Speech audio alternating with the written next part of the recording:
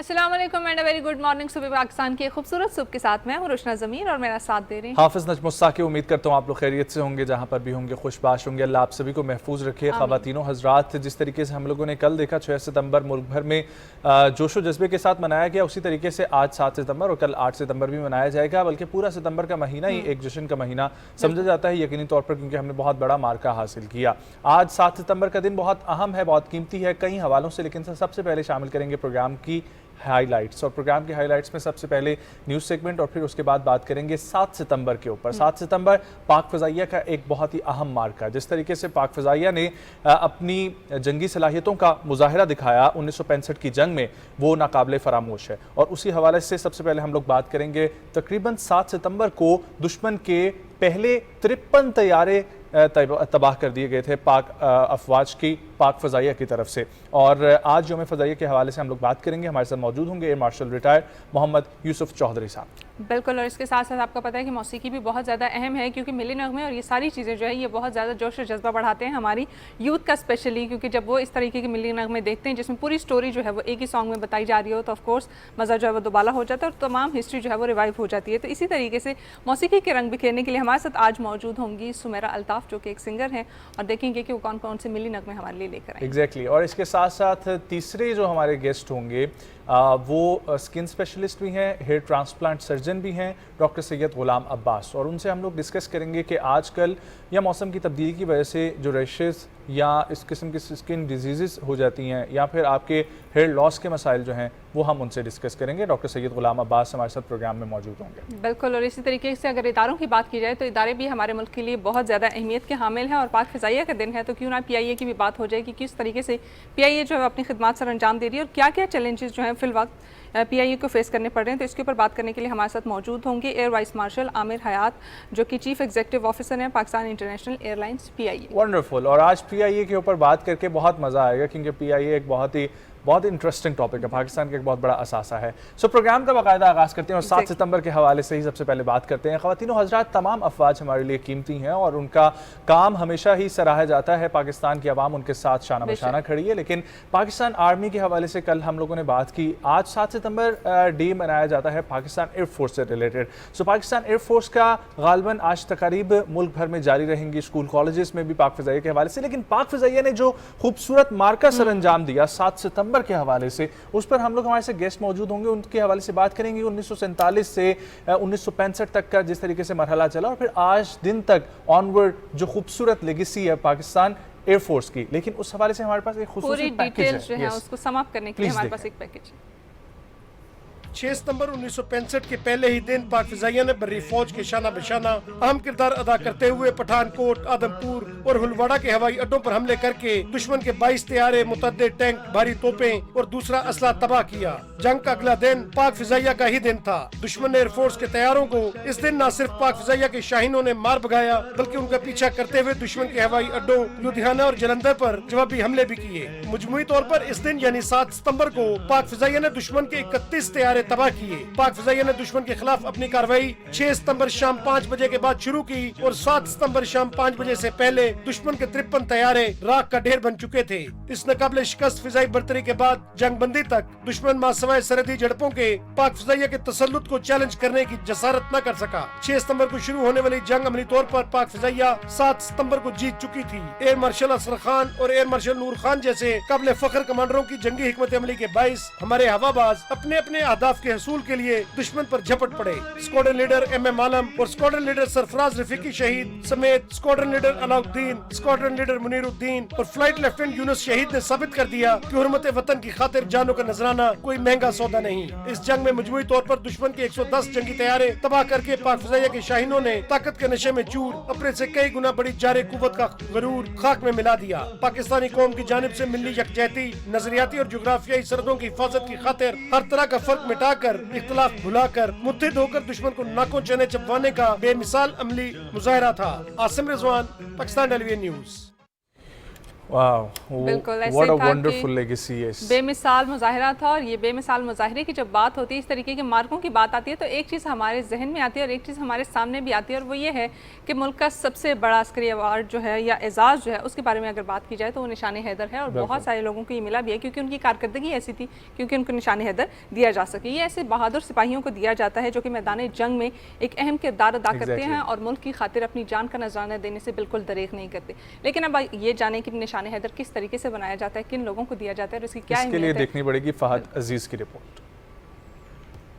16 मार्च 1957 को वतन की खातिर गैर मामूली जुर्रत और बहादुरी का मुजाहरा करने वाले मुसल्लह अफवाज के अफसरों और जवानों को मुल्क का सबसे बड़ा फौजी एजाज निशान हैदर देने का फैसला किया गया। वजारत दिफा के हुक्म पर पाकिस्तान मिंट निशान हैदर तैयार करती है। इसे दुश्मन से छीने गए असलहा को पिघला कर बनाया जाता है, जिसमें 88% तांबा, 10% सोना और 2% जिंक शामिल किया जाता है। निशान हैदर 5 कोनों का एक सितारा है जो तोप की धात से बनाया जाता है। इन कोनों के किनारे तांबे और निकल के मुरक्कब से बनते हैं। इसमें चांद और सितारा हीरे का होता है, फीता रेशमी और सब्ज रंग का होता है, जिसकी चौड़ाई 1.5 इंच होती है। पुश्त पर एजाज हासिल करने वाले के बारे में मुख्तसर मालूमात दर्ज होती है। तमगे की ऊपर वाली पट्टी पर जली हरूफ में निशान हैदर के अल्फाज कंदा होते हैं।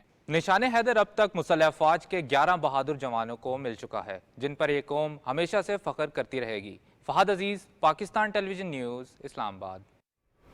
ये इतनी ज़्यादा इन्फॉर्मेशन हमें भी पहली दफ़ा पता लगी है और बहुत ये अब समझ आए कि निशान हैदर जो है वो एक तो खूबसूरत सा इसको नाम जो दिया गया निशान हैदर का हैदर कर्रार के साथ जोड़कर, और फिर उसके बाद दूसरा जिस तरीके से ये बनाया जाता है ये भी एक बहुत बड़ा जो है ना वो अचीवमेंट है। और नो डाउट अल्लाह उन तमाम शहदा के दर्जात बुलंद करे जिन्होंने अपनी जानों का नजराना दिया इस वतन के लिए, इस सरजमीन के लिए। आगे बढ़ेंगे और प्रोग्राम में इसके ऊपर बात हम लोग प्रॉपर करेंगे। हमारा आज का पहला मौजू ये होगा डिस्कशन का, लेकिन उससे पहले आज 7 सितंबर एक और हवाले से बहुत अहम है।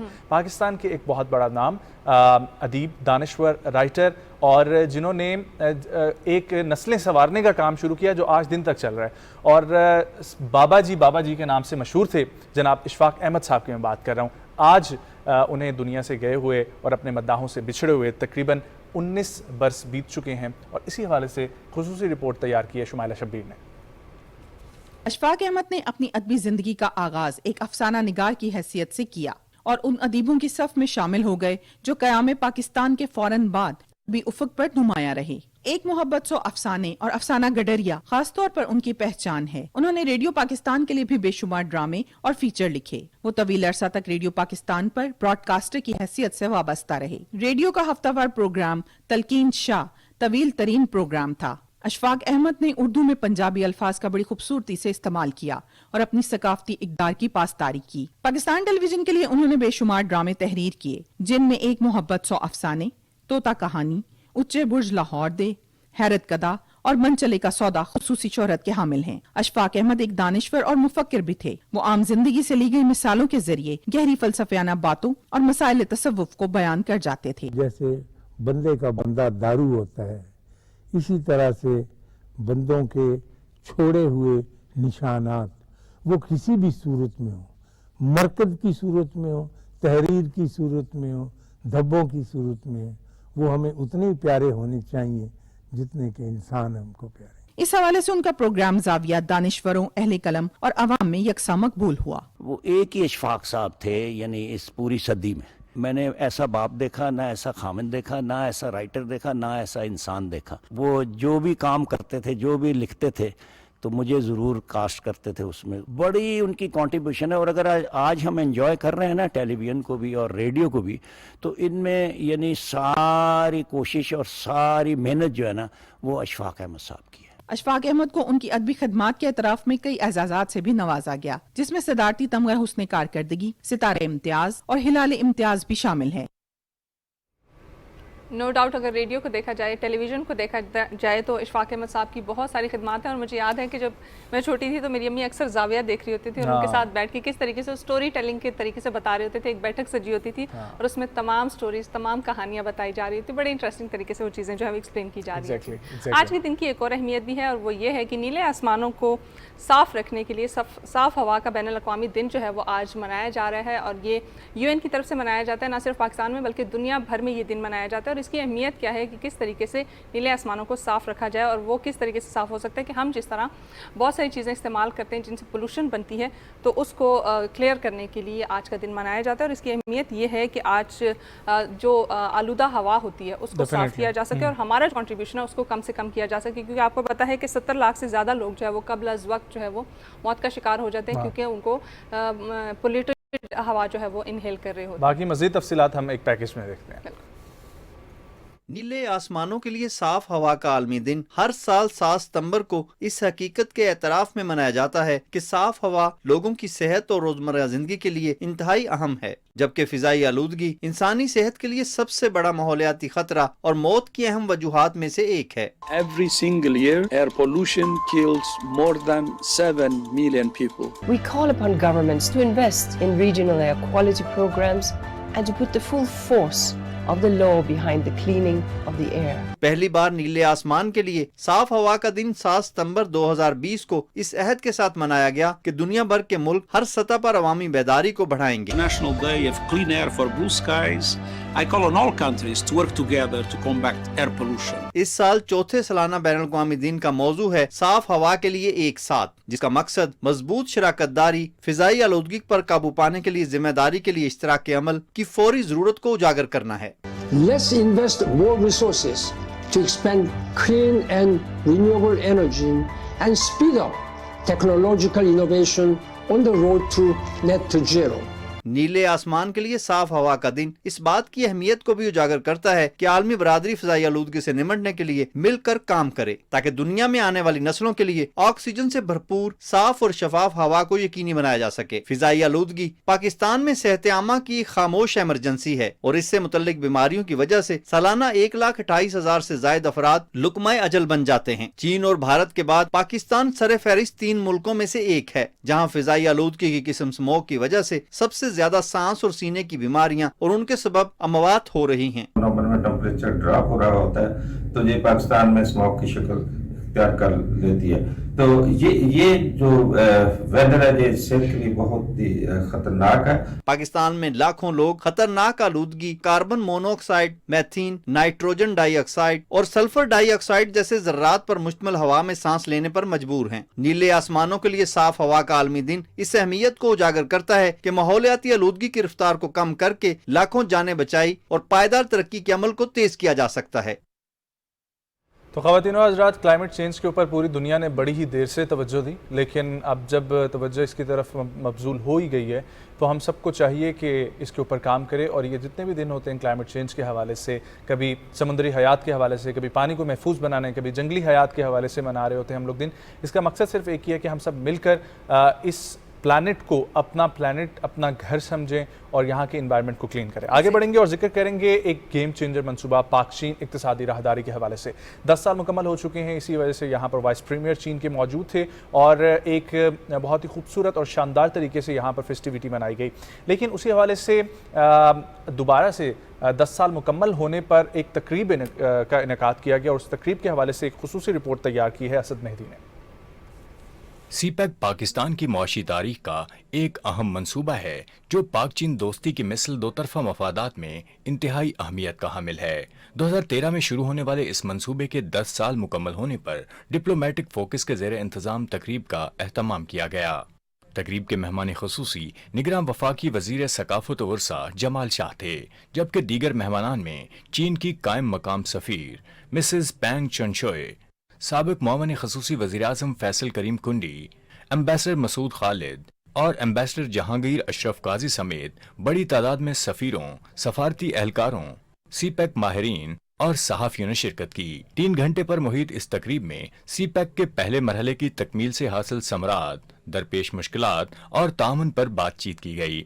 शुरा ने अपने खिताब के दौरान सीपैक की पाकिस्तान की मुआशी तरक्की, रोजगार, सनत और तवानाई में मुआवनत पर बात करते हुए कहा कि अभी इब्तदा है। ये मंसूबा दोनों ममालिक और खित्ते के मुस्तकबिल का मंसूबा है। सीपैक की जो है वो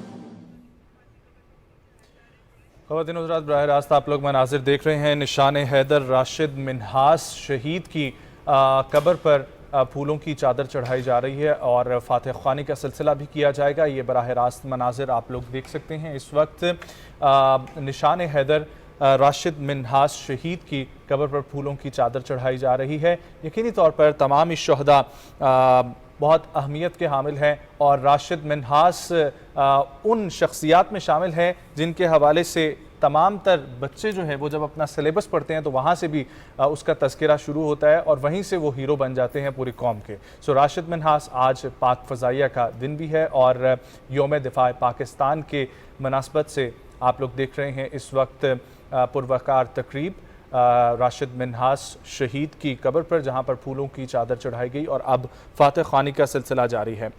आपको बताएं कि राशिद मिन्हास एक एजाज़ निशान हैदर पाने वाले पाक फ़ज़ाइया के जवान और इस वक्त आप लोग देख रहे हैं राशिद मिन्हास शहीद निशान हैदर के मज़ार पर पुरवकार तकरीब।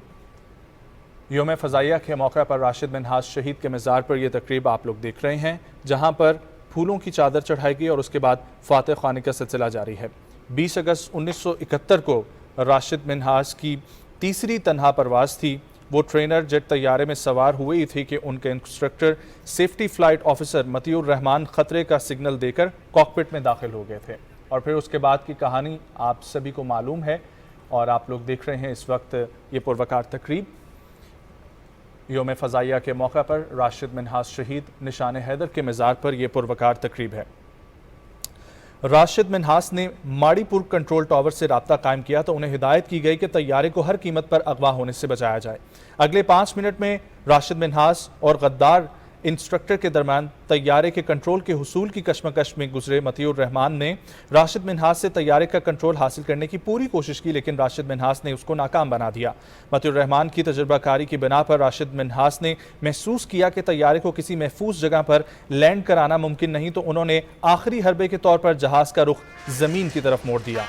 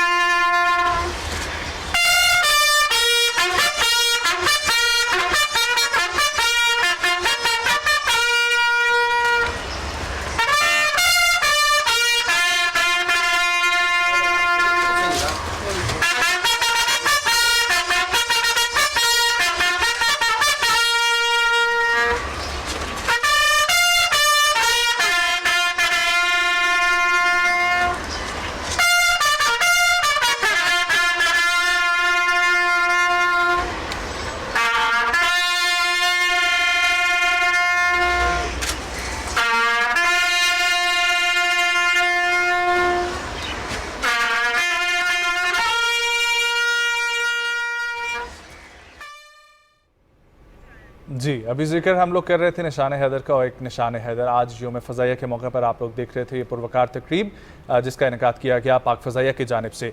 रिपोर्ट की तरफ हम लोग वापस चलते हैं और जहां से हमने वो रिपोर्ट छोड़ी थी वहीं से शुरू करते हैं। जी, सीपैक के हवाले से तकरीब में सीपैक के पहले मरहले की तकमील से हासिल समरात, दरपेश मुश्किलात और तामुन पर बातचीत की गई।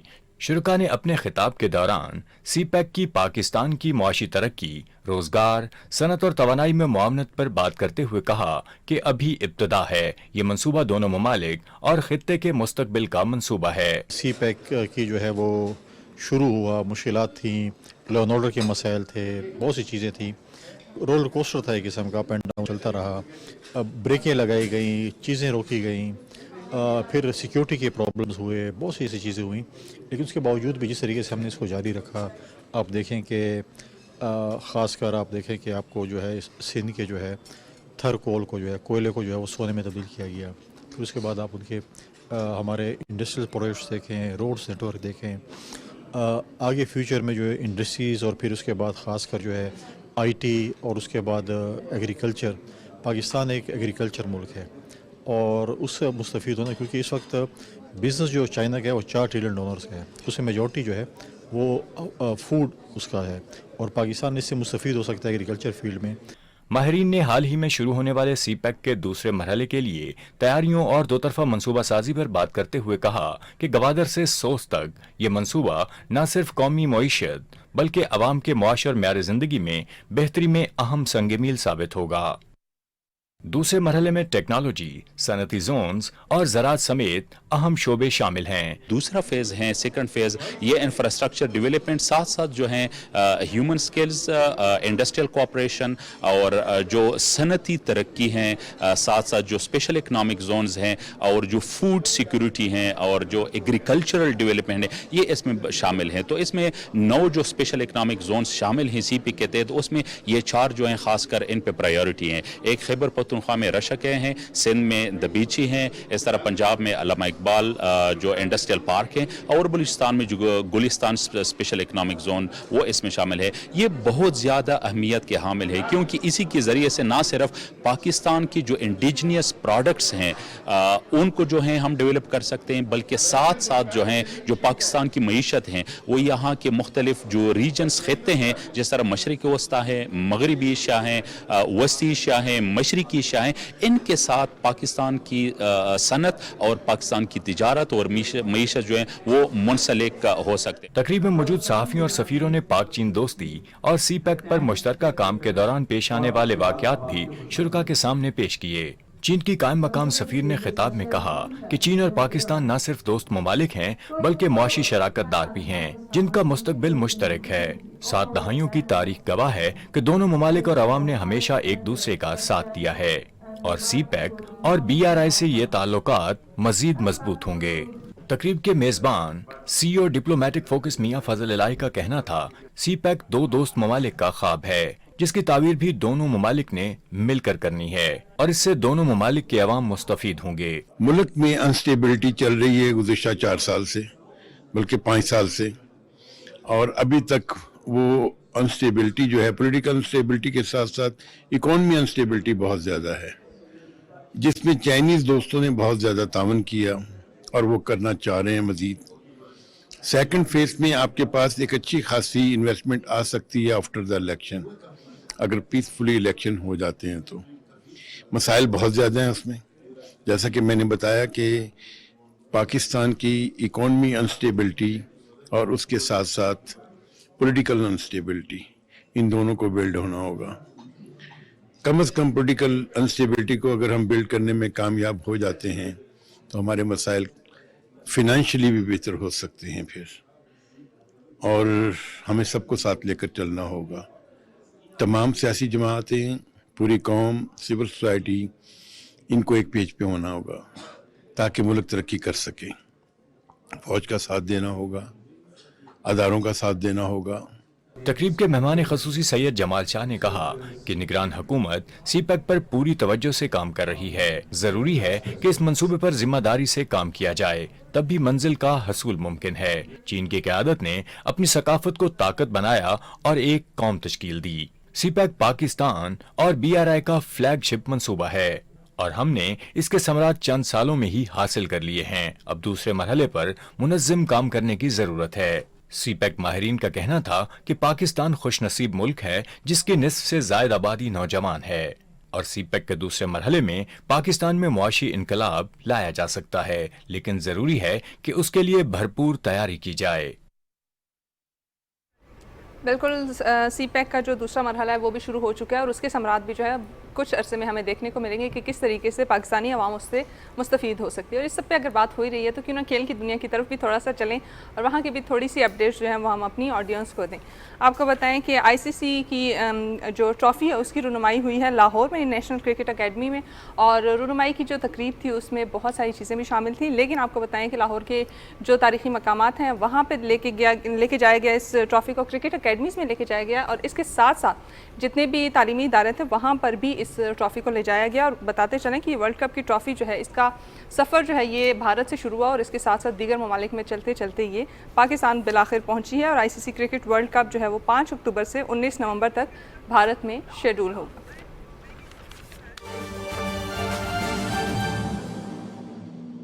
मिलकर काम करते हैं, हम दोनों पाकिस्तानी हैं। मैं अक्सर एक बात अर्ज़ करता हूँ कि साबिक़ा कुतुब पर ईमान लाए बगैर हमारा ईमान मुकम्मल नहीं होता। और ये जो हमारा फ्लैग है ना, हमारा कौमी परचम, उसमें जब तक ये वाइट हिस्सा शामिल ना हो हमारा परचम मुकम्मल नहीं होता।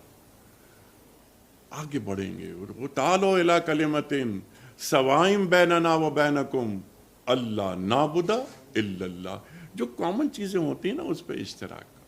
ये हमारे दीन की तालीमात हैं, यही हमारे दीन का फ़लसफ़ा है। बस इस पर अमल करने की ज़रूरत। कोई और सवाल? जी,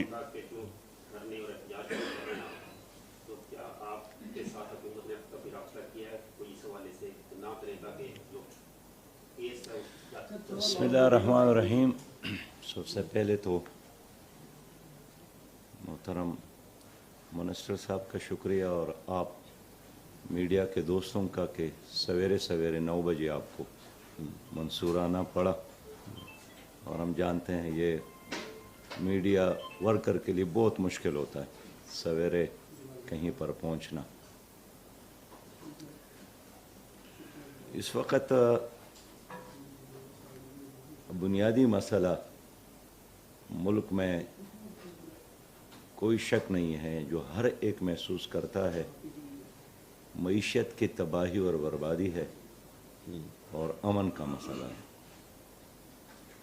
मोहतरम मिनिस्टर साहब, अनीक भाई मजहबी उमूर के मिनिस्टर है और अक़लियतों को डील कर रहा है, तो अच्छा है कि इनकी वजारत के साथ एक मुताल्लिक बहुत ही अहम मसला है। बाकी के अलावा इस वक्त जो मुल्क में हमारे अक़लियत बिरादरी है बहुत परेशान है।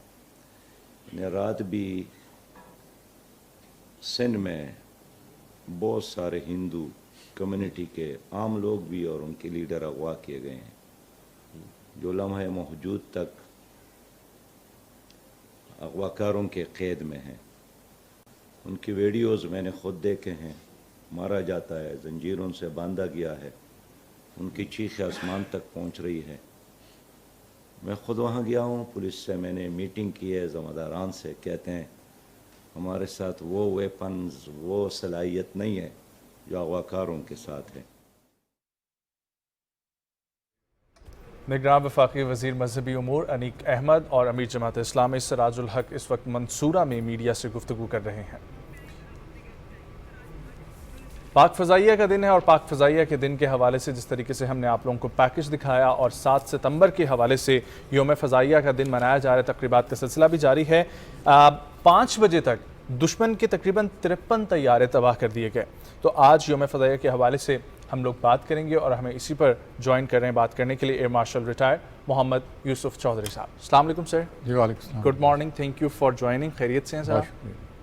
सर ये बताइएगा कि जिस तरीके से हम खूबसूरत लेगेसी देखते हैं, ये तो हमें डायरेक्टली नज़र आती है और हर किसी का एक बड़ा प्यार मोहब्बत का रिश्ता है पाक फ़ज़ाइया के साथ ख़ास तौर पर। ये बड़ी सुप्रीम और बड़ी प्यारी किस्म की फ़ोर्स है। तो सर 1965 तक का जो सिलसिला था 1947 से, ज़रा उस पर अगर एक दफ़ा रोशनी डाल दें तो फिर हम आगे गुफ्तगू में बढ़ेंगे। 1947 में जब दोनों कंट्रीज़ इंडिया और पाकिस्तान बने तो पाकिस्तान को जो रॉयल ब्रिटिश एयरफोर्स थी उसका तकरीबन 5वां हिस्सा जो था एसिड्स में मिला। अच्छा। और वो भी मिलने का वादा किया गया। उसमें तकरीबन 40 जहाज़ प्रोपेलर वाले थे, कैपेबिलिटी कोई नहीं थी। It was very humble start. उससे ज़्यादा ये था कि मैन पावर की शॉर्टेज बड़ी एक्यूट थी, क्योंकि अनफॉर्चुनेटली मुस्लिम्स जो थे बहुत कम पढ़े लिखे थे बिफोर पार्टीशन। और ये टेक्निकल आर्म है और इसमें ज़्यादा पढ़े लिखे लोगों की ज़रूरत होती है। दूसरा ये था कि जहाज़ हमें एलोकेट भी हुए वो ज़्यादातर सेंट्रल इंडिया में मुख्तलिफ़ जगहों पे थे। कुछ सर्विसेबल भी नहीं थे। अच्छा। और पार्टीशन के बाद इंडिया का कोई ऐसा इरादा नहीं था कि वो हमारे तक पहुंच पाएँ। सही बात तो एज अ रिज़ल्ट हमारे पास ना होने के बराबर रिसोर्सेज थे और फाइनेंशियल कंस्ट्रेंट भी था। आप जानते हैं कि हमारे पास तनख्वाहें देने के लिए पाकिस्तान के उस वक्त पैसे नहीं थे, लेकिन उसके बावजूद भी पाकिस्तान एयरफोर्स की इम्पोर्टेंस रियलाइज़ करते हुए इसको ड्यू इम्पोर्टेंस दी गई, ड्यू रिसोर्सेज दिए गए और विद इन दीज 5-10 ईयर्स जो था पाकिस्तान एयरफोर्स बाय 1962 में एक फुल्ली जेट केपेबल एयरफोर्स बनी, जिसमें F-86 सेबर जिसे कहते हैं, जो इंटरसेप्टर भी था और ग्राउंड अटैक एयरक्राफ्ट था, वो इनके मेन स्टे थे। B-57 बॉम्बर्स भी थे और उस ज़माने का पहला सुपरसोनिक एयरक्राफ्ट जो कि सब कॉन्टिनेंट में दाखिल हुआ F-104 स्टार फाइटर जिन्हें कहते हैं। इन पे कंप्राइज करती एक ऐसी एयरफोर्स थी जो कि मीडियम साइज़ की थी, न्यूली बॉर्न थी, but very hard hitting air force थी। और उसके साथ मैन पावर की शॉर्टेज भी पूरी कर ली गई, उनकी भी ट्रेनिंग की गई और 1962 में वॉर प्लान भी तैयार हो गए कि अगर जंग हो तो क्या हमें करना पड़ेगा। और 1962 में 1965 वाली वॉर के लिए हमारी पाकिस्तान एयरफोर्स तमाम एंगल से तैयार हुई थी। बिल्कुल सर, बहुत खूबसूरत तरीके से आपने 1965 तक का ये सफ़र जो है ये कंपाइल अप किया। ये बताइएगा कि 1965 की जंग को अगर हम देखें तो तीनों अफवाज जो थी उनका कंट्रीब्यूशन इक्वली कंसिडर किया जाता है, लेकिन पाक फ़िज़ाइया क्या जो किरदार था वो नुमाया था, अगर उसके ऊपर थोड़ी सी रोशनी डाल दें। जी, एयरफोर्स कहीं भी हो उसकी एक सबसे बड़ी कैरेक्टरिस्टिक जो है वो ये है कि एयरफोर्स पहले अपनी बैटल भी लड़ती है, वो अपने बेसिस को प्रोटेक्ट करती है, वो ऑफेंसिव लॉन्च करती है, अपने दुश्मन के जो बेसिस हैं या उनके जो टारगेट्स उनको अटैक करती है, लेकिन उसके साथ साथ बाकी दो सर्विसेज हैं अनलाइक दैम वो उनकी सपोर्ट करती है। उसने आर्मी को भी सपोर्ट करना है, उसने नेवी को भी सपोर्ट करना है। इसी वजह से उसका जो रोल है किसी भी जंग में, नॉट ओनली 1965 वॉर, वो बहुत अहम हो जाता है। इंग्लिश में कहा जाता है कि कोई भी जंग शायद एयरफोर्स एलोन ने ना जीती हो, क्योंकि ग्राउंड पे boots on the ground required होते हैं ऑक्यूपाई करने के लिए। बेशक तबाही एयर से आप कर दें, लेकिन कोई भी जंग एयरफोर्स की सपोर्ट के बगैर भी नहीं जीती। एग्जैक्टली इसकी सपोर्ट इतनी ज़रूरी होती है। इसलिए अगर आप देखें कि जब इन्होंने कश्मीर सेक्टर पे उन्होंने पहला ऑफेंसिव 1 सितंबर को लॉन्च किया तो एयरफोर्स को इमीडिएटली बुलाया गया कि उनके वेम्पायर हथियारे जो थे हमारे ऑफेंसिव को इम्पीड करने के लिए आ रहे थे। और पहले ही जब में जहाँ के हमारे 2 F-86 थे उन्होंने 4 वेम्पायर गिरा दिए। ये बिगनिंग उस वॉर की थी और इसका इफेक्ट उनके माइंड पे इतना पड़ा कि they went on defensive right from the day one. वाह, अच्छा सर, ये हम जब जिक्र कर रहे हैं और जंग सितंबर के हवाले से ये खुसूसी प्रोग्राम है, नो डाउट पाक फ़िज़ाइया का काम और फिर 7 सितंबर को 53 तैयारे, तो ज़रा मैं चाहता हूँ कि आप वो दोबारा से मंजर कशी अगर हमारे नाजरीन के लिए कर दें तो बहुत बेहतर हो जाएगा, क्योंकि आई एम श्योर कि तमाम हीरोज़ हमारे लिए काबिल तहसीन हैं, खराज तहसीन के मुस्तहिक हैं, लेकिन पाक फ़िज़ाइया के वो तमाम अफसरान और ख़ास तौर पर द ग्रेट MM आलम, तो ये काइंडली अगर एक दफ़ा आप दोबारा से कर दें।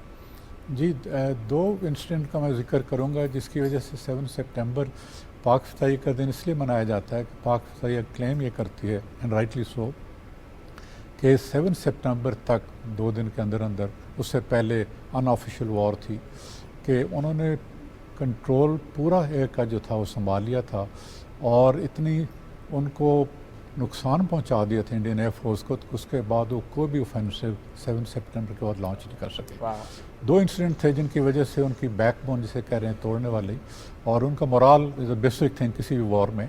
6 सितंबर का जब उन्होंने लैंड ऑफेंसिव शुरू किया सियालकोट और लाहौर और कसूर सेक्टर में, उन्होंने बहुत डिफेंसिव होने के वजह से उन्होंने एयरफोर्स से पाकिस्तान पर अटैक नहीं किया, जो कि हमेशा एयरफोर्स पहले अटैक करती, बिकॉज एयरफोर्स में कैपेबिलिटी होती है कि एनिमी के डीप जाके उनके टारगेट्स को नुकसान को साथ तबाह कर सकती है, जबकि इजरायली एयरफोर्स करती है होने की। लेकिन कॉन्ट्री टू दैट, हमने 6 सितंबर को जब जंग शुरू हो गई, शाम को हम जाके इंडियन एयरफोर्सेस के बेसिस को अटैक किया, जिसमें पठानकोट का अटैक बहुत फेमस है। उसका आप अंदाज़ा लगा लीजिए कि वहाँ के लोगों का क्या मोराल होगा जब वो ट्रेंचेस से निकले अटैक के बाद, और अटैक 3-4 मिनट टोटल लगता है उसमें, अटैक करके जहाज़ वापस आ जाते हैं।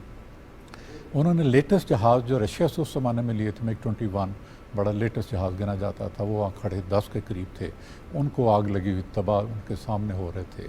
बाकी जहाज़ों की तबाही अपनी आंखों से बेस के सारे पर्सनल देख रहे थे और बाकी जो इक्विपमेंट सारा हो रहा था।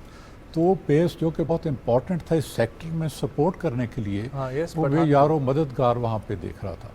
तो उसका उन्होंने एक चांस लिया, उन्होंने कहा 7 सितंबर को हम यही चीज़ रिपीट पाकिस्तान एयरफोर्स के साथ करेंगे। ओके, तो उन्होंने एंड दे थॉट कि वहाँ पर भी इसी तरीके से जिस तरीके से हम यहाँ पर सुकून से बैठे हुए थे और जहाज़ आए 3-4 मिनट में वापस चले गए, हम भी जाएंगे और 3-4 मिनट में वापस आ ये जाएंगे। करेंगे। उन्होंने सरगोदा पे एक बहुत बड़ा अटैक प्लान किया, क्योंकि सरगोदा में तकरीबन 50% हमारे एसेट्स जो थे, नंबर ऑफ बेसिस कम थे, तो इस सेक्टर में सरगोदा ही एक बेस था जहाँ से करीब ये पड़ता था, वहाँ पे थे। तो इन्होंने वो रिपीट करना चाहा, लेकिन आप अंदाज़ा लगा लीजिए कि 6 जहाज़ अगर आएँ और उनमें से एम आलम का वो फेमस है, सारे लोग जानते हैं कि उन्होंने 1 मिनट के अंदर अंदर 5 जहाज़ गिराए जो कि वर्ल्ड रिकॉर्ड है। उन 5 में से 4 तो उन्होंने फर्स्ट 30 सेकंड में गिराए, 5वें को पकड़ना पड़ा, भाग रहा था, ज़रा थोड़ा टाइम लग गया। तो जब 6 में से 1 पायलट वापस जाए, 5 पायलट्स आपके कॉमरेड्स वापस नहीं आए, 9 उधर ही गिर गए हैं, तो आपका मोराल कैसा होगा? डेफिनेटली। तो वो ऐसा इनका फेल हुआ और उनके लॉसेस इतने ज़्यादा हुए उस ऑफेंसिव में जो उन्होंने लॉन्च किया कि 7 सितंबर के बाद उन्होंने तकरीबन गिव अप कर दिया एनी ऑफेंसिव। दैट्स व्हाई 7 सितंबर को पाकिस्तान एयरफोर्स अपना विक्ट्री डे मनाती है। सर, अगर आज़ादी के बाद से बात की जाए तो एक नया बनाया हुआ मुल्क जिसके पास एसेट्स भी इतने ज़्यादा नहीं थे और बहुत सारी चीज़ों में और भी हम लैग कर रहे थे, लेकिन उसके बाद ही फ़ौरन दुश्मन की तरफ से इतना ख़तरनाक हमला भी हुआ। क्या चीज़ थी, क्या जज्बा था जिसने इतनी बेहतरीन परफॉर्मेंस पे हमें मजबूर किया, या पाक फ़िज़ाइया की इतनी अच्छी परफॉर्मेंस हमें देखने को मिली? उसके 3 वजूहात मैं बयान करूँगा। पहली वजह जो उनकी लीडरशिप, जिसे कहा जाता है कि वन शीप अगर का एक उनका जो रिवर का अगर लीडर टाइगर है तो उससे डरना चाहिए, लेकिन अगर टाइगर का लीडरशिप है तो उससे डरने की वजह नहीं है। पहले हमारे पाकिस्तानी जो CNC थे, उस ज़माने में CNC कहते थे, एयर मार्शल अज़हर खान थे, वो हालांकि 35 इयर्स की एज में उन्होंने एज चीफ टेक ओवर किया, which is very young age, लेकिन उनके पास विजन थी, उनके पास डेवलपमेंट स्ट्रैटेजी ऐसी बनाई कि 65 वॉर शुरू होने से तकरीबन 2 हफ्ते पहले एयर मार्शल नूर खान ने टेक ओवर किया था, लेकिन उन्हें एक well prepared, well trained air force बनी बनाई मिल गई, जिनका क्रेडिट असर खान साहब को जाता है। लेकिन एयर मार्शल नूर खान जो थे वो जाने जाते बड़ा फेयरलेस लीडर थे, डायनामिक भी थे, विजनरी भी थे, लेकिन बहुत फेयरलेस थे। एक इजरायली ने उनके साथ कोर्स किया था, बाद में उनके कमेंट आए, वो भी एयर चीफ बना इजरायली एयरफोर्स का, बल्कि वो डिफेंस मिनिस्टर भी बना। जब उनसे पूछा गया कि कोर्स आपने किया था 65 के बाद इनका नाम आया तो क्या कमेंट्स है, उसने कहा वॉज वेरी हैप्पी कि he did not belong to any of the Arab air forces. मैं खुश था कि मेरा दुश्मन नहीं होगा ये उनका था। आप किसी भी जंग में सीनियर लीडरशिप जो होती है वो खुद फ्लाई नहीं करती, बिकॉज उन्होंने प्लान करना होता है, सुपरवाइज करना है, गाइड करना है। दूसरा ये होता है कि अगर वो फ्लाई कर रहे हैं, खुदा ना खास्ता गिर जाएं, तो मोराल पे बहुत ज़्यादा असर पड़ता है, स्पेशली एयर चीफ का। लेकिन नूर खान साहब वाहिद एयर चीफ थे जिन्होंने जंग के दौरान खुद फ्लाई किया, खुद लीड किया, इन ट्रू सेंस जो कहते हैं to lead from the front, उन्होंने वो करके दिखाया। तो एक ये लीडरशिप एक थी। दूसरी बेस्ट ट्रेनिंग, मुझे अभी तक याद है हमारे एक स्कॉड में लिखा होता था, I thought it says it all, it says more you sweat in peace less you bleed in war. जितनी हार्ड आपकी ट्रेनिंग होगी, पसीना बहाएंगे, आपका उतने खून फिर कम बहेगा, तो जो कि आप सब ने देख लिया। तीसरी बात जज्बा, ये जो पहली झड़प जिसकी हम बात करते हैं, रफ़ीकी शहीद और भट्टी साहब, इम्तियाज़ भट्टी साहब थे। इम्तियाज़ भट्टी साहब, इनकी होता है इतने आर के लिए आप वहाँ बैठेंगे, आपकी शिफ्ट है, फिर आप जाएंगे, रिप्लेस किए जाएंगे। वहाँ पे एक दूसरे को ट्रीट्स दिए जाते हैं कि मुझे थोड़ी देर और बैठ लेने दो, शायद मेरा टेक ऑफ की बारी आ जाए, मैं तुम्हें खाना खिलाऊंगा। और ये इनका टाइम नहीं ख़त्म हो चुका हुआ था, इन्होंने उसको रिक्वेस्ट की, कोई ऐसा लालच दिया कि यार थोड़ी देर बाद आना, मैं थोड़ी देर और बैठूँ। इसी में स्क्रैम्बल मिल गया, इन्होंने टेक ऑफ किया, जाके 2 जहाज़ इन्होंने गिराए, 2 उन्होंने रफ़ीकी शहीद ने गिराए। तो इस किस्म का जज्बा जो था वो भी उनके साथ, नो डाउट। अच्छा सर, एक बहुत अहम चीज़ इस सारे मार्के से जो बहसीयत कौम हमें सबक मिलता है यूनिटी का। आप काइंडली मैं चाहूँगा उसके ऊपर भी बात करें। और दूसरी ये चीज़, क्योंकि उस वक्त भी हम देखें तो आर्मी, एयरफोर्स, नेवी तीनों ने मिलकर काम किया। द्वारका का हम लोग देख लें, सो तीनों फोर्सेस ने एक मिसाल कायम की कि अगर हम लोग यूनाइट होकर काम करेंगे तो डेफिनेटली उसके आउटकम्स बहुत बेहतरीन आएंगे, अगरचे हमारे पास वसाइल कम भी हों। तो सर मैं चाहूँगा कि आप इसके ऊपर बात करें कि आज भी जितने चैलेंजेस हैं बहसीत कौम हमें क्या ज़रूरत है। मेरे ख्याल के मुताबिक 1965 वॉर की अगर ओवरऑल बात की जाए, मैंने वो टाइम देखा, मैं 8th क्लास का स्टूडेंट था। सबसे बड़ी वजह हमारे जीतने की, क्यों कहा जाता है कि armed forces alone do not win the Wars, it is the nation which wins the war. उसमें पहली दफ़ा मैंने देखा कि जितनी यूनाइटेड हमारी कौम 1965 वॉर में थी, शायद उसके बाद भी कभी नहीं हुई है। तो वो यूनिटी जो थी वो बहुत ज़रूरी थी। इसी तरीके से तीनों आर्म्ड फोर्सेस की कोऑर्डिनेशन जो है किसी वॉर में बहुत अहम रोल अदा करती है। इंडियन की डिफीट में ये भी एक वजह थी कि उनकी आर्मी और एयरफोर्स में वो कोऑर्डिनेशन नहीं थी जो कि पाकिस्तान एयरफोर्स की थी। लाहौर का अटैक उनका बहुत ही अच्छा सरप्राइज उनके हाथ में था जो उन्होंने किया। बड़ा आसान टारगेट था Lahore, few kilometres away from Wagah border, लेकिन क्योंकि उन्होंने कोऑर्डिनेशन अपनी एयरफोर्स के साथ नहीं की थी, जब वो आ रहे थे तो आर्मी ने रिक्वेस्ट एयरफोर्स को की कि हमें जो ये अटैक हो रहा, हमारे पास इनफ मैन पावर सेक्टर में नहीं है। एयरफोर्स के 4 F-86 सेबर गए, उन्होंने वो जाके सारा उनका जो tanks and armed vehicles and infantry आ रही थी GT रोड पे, उसको 3-4 मिनट के बाद कब्रिस्तान में तब्दील कर दिया। जो टैंक टूटे हुए थे, आग लगी हुई थी, लोग भाग रहे थे। अगर उनकी कोऑर्डिनेशन होती, वो अपनी जो आर्मी थी उसकी प्रोटेक्शन के लिए वहाँ होते, हमारे साथ लड़ती, लेकिन वो वहाँ थे ही नहीं। तो कोऑर्डिनेशन जैसे आपने कहा है, तीनों सर्विस की किसी भी जंग के लिए बहुत ज़रूरी है। डेफिनेटली।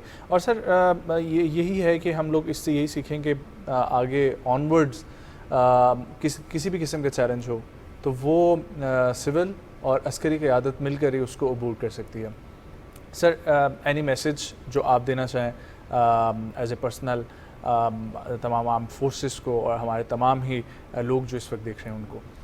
मैं उससे सिर्फ ये कहना चाहूँगा, जहाँ तक चैलेंजेस का ताल्लुक है, हमें वो चैलेंजेस पहले भी रहे हैं। Economy is one challenge I think, क्योंकि सारा इक्विपमेंट इज़ वेरी एक्सपेंसिव, हम ख़रीद पाएंगे या नहीं ख़रीद पाएंगे, लेकिन इस पे बहुत ज़्यादा वर्क होता रहता है through out the year.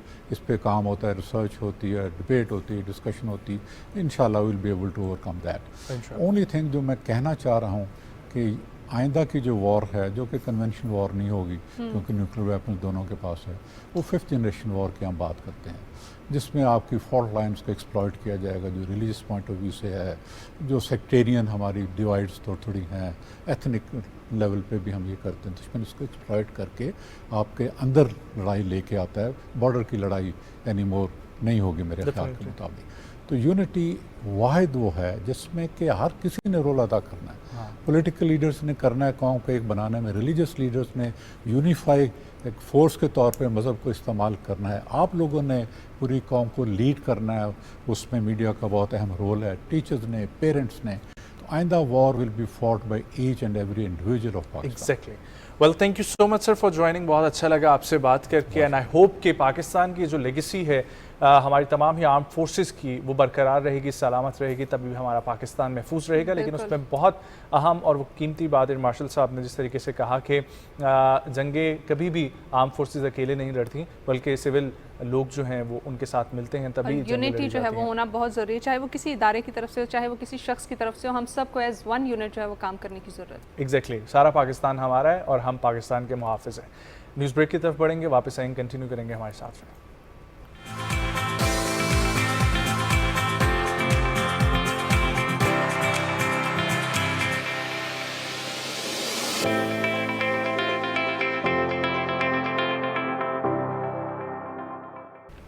Once again welcome back to सुबह पाकिस्तान। और जहां ICC की बात हो रही थी, वहां क्यों ना एशिया कप की भी बात की जाए। एशिया कप क्रिकेट टूर्नामेंट का सुपर 4 मरहले का आगाज़ हो चुका है और उसमें पाकिस्तान का फातिहाना आगाज़ जो है वो भी देखा जा रहा है। किस तरीके से ग्रीन शर्ट्स छाती जा रही हैं और किस तरीके से ग्रीन शर्ट्स जो हैं वो अपना नाम भी बनाती जा रही हैं। तो बांग्लादेश को 7 विकेटों से शिकस्त देकर ग्रीन शर्ट्स ने एक बार फिर फतह अपने नाम कर ली और ग्रीन शर्ट्स ने 194 रन का हदफ 40वीं ओवर में जो है वो कवर कर लिया था और साथ ही साथ ये फतह भी इनके नाम होगी। यस।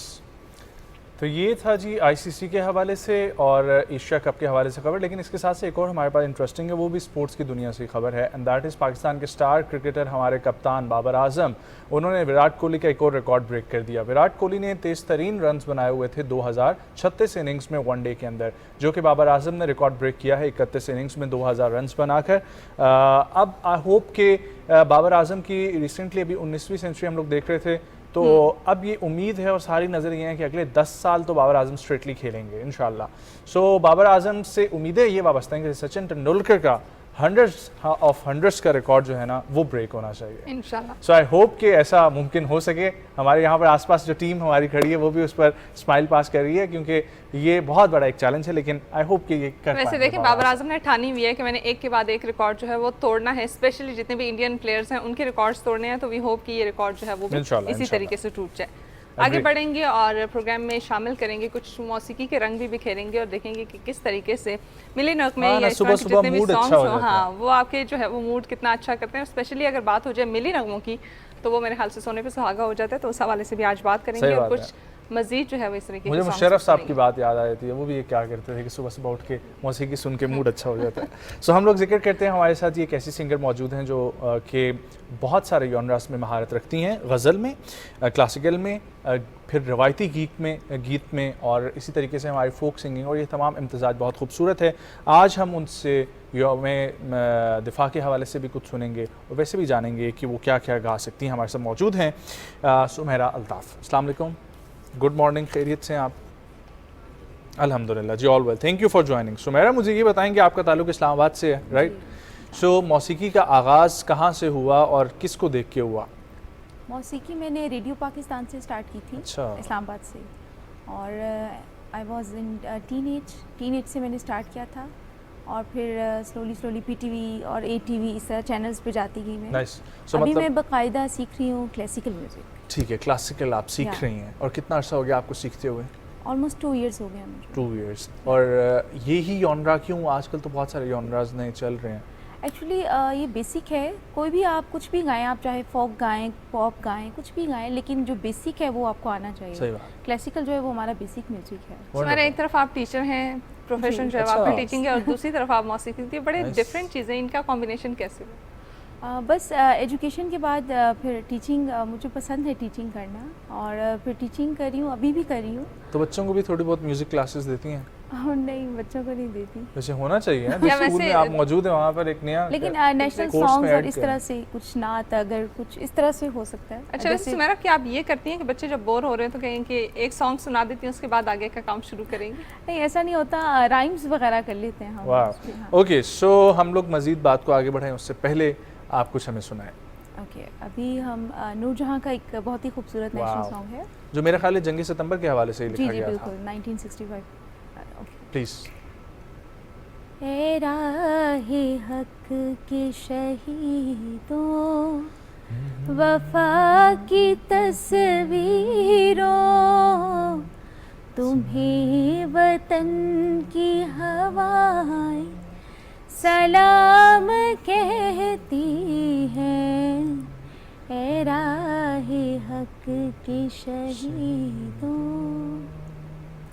लगाने आग जो आए थे आशियाने को, वो शोले उनके लहू से बुझा दिए तुमने, बचा लिया है यतीमी से कितने फूलों को, सुहाग कितनी बहारों के रख लिए तुमने, तुम्हें वतन की फज़ाएं सलाम कहती हैं।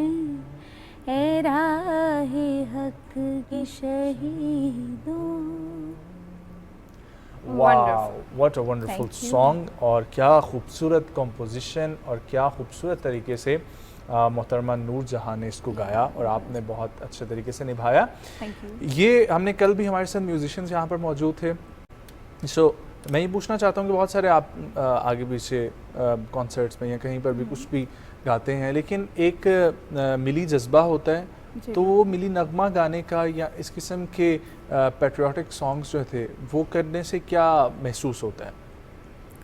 इसमें हमें जब हम याद करते हैं 1965 का जो वाक़या है, तो हमारे जितने भी शहीदों की, लाजवाल फ़ौजियों की, लाजवाल जो उनकी कुर्बानियाँ और उनकी जो शहादतें हैं, वो हम दिल लहक उठता है और उसको आंखें नम हो जाती हैं, और फिर वो एक जज्बा सा पैदा हो जाता है इंसान के अंदर, और फिर वो फीलिंग्स उस गाने में भी आती हैं जब आप गा रहे होते हैं नेशनल सॉन्ग और कोई भी ऐसा है, तो वो ये है। एग्री। सुमेरा, जिस तरह से आपके पास डिफरेंट किस्में आप गाती हैं, ठीक है, मुख्तलिफ किस्में इसमें शामिल हैं, लेकिन उसके लिए मुख्तलिफ आवाज़ का होना भी ज़रूरी है। अगर आप क्लासिकल की बात करें तो उसके लिए आपकी मुख्तलिफ आवाज़ होगी, गज़ल की बात करें तो उसकी मुख्तलिफ आवाज़ होगी। क्या ये फ़न भी है आपके पास? जी बिल्कुल ऐसा है। ये अल्लाह ताला की एक बहुत बड़ी नेमत है, ये सबके पास नहीं होती। मोस्टली लोग होते हैं एक ही जॉनरा गा रहे होते हैं, फ़ोक है तो फ़ोक ही गाते हैं, और ये बहुत कम लोगों में ऐसी बहुत बड़ी ब्लेसिंग है अल्लाह ताला की तरफ से कि आप क्लासिकल भी गा रहे हैं, आप गज़ल भी गा रहे हैं, आप फ़ोक भी गा सकते हैं, आप पॉप भी गा सकते हैं। तो इसके लिए आप प्रैक्टिस करती हैं या ये बाय नेचर इसी तरीके? नहीं, मैं रियाज़ करती हूँ। इसका और कितना टाइम आप देती हैं अपने डेली रियाज को? 2 आवर्स। 2 आवर्स। और वो उस्ताद के साथ ही? जी, उस्ताद के साथ ही। ठीक हो गया। सो अब जो है ना हम लोग आगे बढ़ेंगे, और यौम दिफा की मुनासबत से अगर आप कुछ और सुनाना चाहती हैं तो प्लीज़ सुनाएं, वरना कुछ क्लासिकल भी आप जो है ना वो सुनाएं। ठीक है, श्योर। ओके, अभी एक है, एक और तराना कर लेते हैं। हाँ प्लीज़ प्लीज़। National song. ए वतन के सजीले जवानों, ए वतन के सजीले जवान, मेरे नग़मे तुम्हारे लिए हैं, मेरे नग़मे तुम्हारे लिए हैं, ए वतन के सजीले जवान। सरफरोशी है माँ तुम्हारा, जुर्रतों के परस्तार हो तुम, जो हिफाजत करे सरहदों की, वो फलक बोस दीवार हो तुम, ए शुजाअत की जिंदा निशानों, मेरे नग़मे तुम्हारे लिए, मेरे नग़मे तुम्हारे लिए, ए वतन के सजीले जवानों। Wow, thank you. बहुत खूबसूरत। और हमें तो बचपन में सुनने को मिलता है कि नूरजहां के इन गीतों की वजह से बहुत ज़्यादा जो है वो जज्बा उभारा गया था हमारे तमाम ही जवानों का, और वहाँ पर सेक्टर्स के अंदर ये गाने जो है वो प्ले किए जाते थे ताकि उनका जोश और जज्बा जो है वो डबल किया जा सके। वही बात है कि मौसीकी या म्यूजिक जहाँ पे होता है तो आपकी एनर्जी बहुत ज़्यादा जो है ना वो ये रिलेट करते हैं कॉन्सेप्ट्स, और इतनी खूबसूरत किस्म के लिरिक्स लिखे गए हैं ना, जिसकी तरफ से लिखे गए हैं। लेकिन दो और बहुत सारी चीज़ें हम लोग अक्सर सुनते रहते हैं जब गज़लें और ये तमाम चीज़ें, तो हमें लगता है कि ये पता नहीं किस मुनासबत से लिखी गई होगी, किस इश्क की कैफियत में लिखी गई होगी। लेकिन दो चीज़ें मुझे बड़ी हैरानी हुई कि वो किस लिए लिखी गई थी। एक तो फैज़ अहमद फैज़ ने जो ये लिखी थी, मुझसे पहली सी मोहब्बत मेरे महबूब न मांग, अब वो भी लिखी गई थी पार्टीशन के टाइम, और फिर उसके बाद 1971 की पार्टीशन के दौरान जो है वो नसीर तुराबी ने लिखी थी, वो हम सफ़र था मगर उससे हम नवाई ना थी। दोनों असलों का इतना बुरे तरीके से इस्तेमाल किया। ऑनेस्टली हमारी यूथ ने इसको बड़े बुरे तरीके से इस्तेमाल किया, और हर नाकाम आशिक ने अपने लिए इसको इस्तेमाल किया है। तो आज आप इसका सही कॉन्सेप्ट जान लें। हाँ डेफिनेटली। अच्छा सुमेरा, ये बताएं कि क्या जो है ना वो मौसीकी से आप चाहती हैं लाइक पाकिस्तान में किस किस्म का इसका कॉन्सेप्ट होना चाहिए, अभी किस किस्म का कॉन्सेप्ट है, और क्या आप देख रही हैं इसमें फ्यूचर पाकिस्तान की म्यूज़िक इंडस्ट्री का?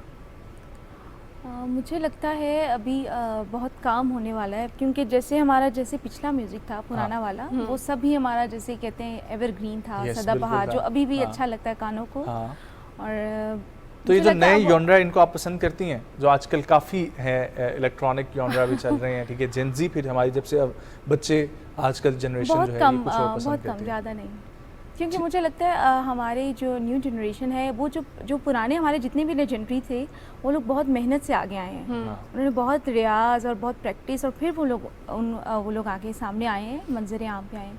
लेकिन अभी जो है बस पता ही नहीं चलता, लोग रात में ही सिंगर बन जाते हैं। अच्छा सुमेरा, आपको क्या ये लगता है कि हर चीज़ की एक्सेस बहुत आसान हो गई है तो शायद उस तरीके से उसका मिसयूज़ भी ज़्यादा होता जा रहा है और म्यूज़िक की वो क्वालिटी बरकरार नहीं रही? यस, म्यूज़िक की जो क्वालिटी है वो ख़राब हो रही है, क्योंकि अब हमारे ना ही अच्छे शायर हैं जो अच्छा लिखें। पुरानी शायरी अगर उसको इस्तेमाल किया जाए तो वो है, लेकिन फिर उसके बाद कोई कॉम्पोजिशन अच्छे नहीं बनाता। फिर जो हमारे सिंगर्स हैं वो भी नहीं हैं इतने। ठीक हो गया। सो मतलब कि ऐसे प्लेटफॉर्म्स भी होने चाहिए और हर किस्म का काम होना चाहिए। मैं आपकी बात को इस तरीके से परसीव करता हूँ पॉजिटिव वे में कि पुराने जो दौर के लोग थे ना, उनके पास इतनी ज़्यादा अपॉर्चुनिटीज़ नहीं थी, इसलिए उन्हें बहुत वक्त लगा, लेकिन नो डाउट बहुत लेजेंडरी नेम्स हमारे सामने आए। सो आज भी जो लोग मौजूद हैं इनको मौका जल्दी मिल जाता है, इसलिए ये ऊपर चले जाते हैं, लेकिन फिर भी काम जो है ना वो चलते रहना चाहिए। अच्छा मुझे ये बताएं कि सबसे बेस्ट परफॉर्मेंस आपको जो है ना अपनी कौन सी लगी आज दिन तक जो आपने कहीं पर भी दी हो? परफॉर्मेंस वैसे तो मैं चैनल्स वगैरह डिफरेंट जगहों पे जाती रहती हूँ, लेकिन मुझे गज़ल का ज़्यादा है, तो जहाँ कभी गज़ल परफॉर्म किया तो मुझे बहुत ही ठीक हो गया। Well Sumaira, thank you so much for joining. हम लोग ब्रेक की तरफ जाएंगे, लेकिन ब्रेक पर जाने से पहले हम व्यूवर्स को आपके एक क्लासिकल गीत के साथ छोड़ जाएंगे, तो प्लीज़। अभी मैं आपको सुनाऊंगी, राग दरबारी है। वाह वाह वाह, जो तमाम ही नात ख्वानों का दरबार वो राग होता है। ठीक है, यस प्लीज़। नि सा रे धा नि रे पा मा पा धा नि रे सा सा नि धा पा मा गा मा रे सा। इसी के साथ एक परवीन शाकिर की गज़ल है। जी जी, दो लाइन वो मेहदी साहब ने गाई है। Please please. मेहदी साहब ने बकू फैल गई बात शनासाई की, उसने खुशबू की तरह मेरी पजीराई की, खूबकू फैल गई बात शनासाई की।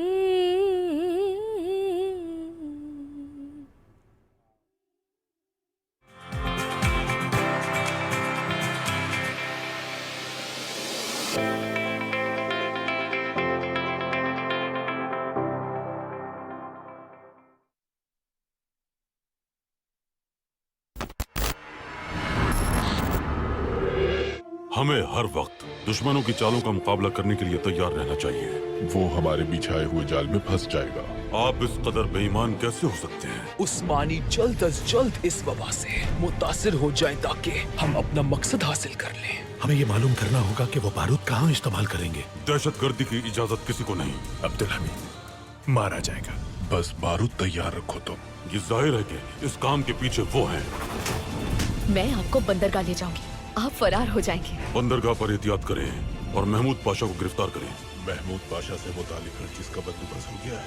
एक बहुत बड़ा धमाका होगा। इस बार अब्दुल हमीद की हार होके रहेगी। आप जीत गए जनाब हैकलर। महमूद पाशा फौत हो गए।